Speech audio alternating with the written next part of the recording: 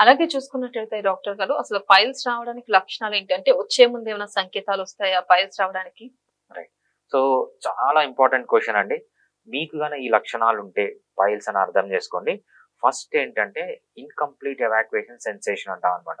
So, already మీకు motion pass అయిపోతుంది. Motion pass అయిన తర్వాత గూడా ఇంకా కాలేదు, ఇంకా అలానే ఉంది అనిపిస్తది. ఎందుకంటే ఆ ప్లేస్‌లో పైల్స్ అనేవి వస్తాయన్నమాట. మీ వీన్స్ అనేవి ఎన్‌లార్జ్ అయిపోయి ఇంకా కొంచెం అక్కడ ఉన్నట్లు అనిపిస్తుంది.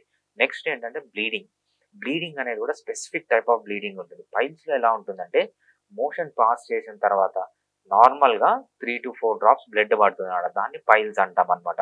అదే విధంగా పైల్స్ స్టేజెస్ బట్టి so, first degree, second degree, third degree, fourth degree అని 4 డిగ్రీస్ ఉంటాయన్నమాట.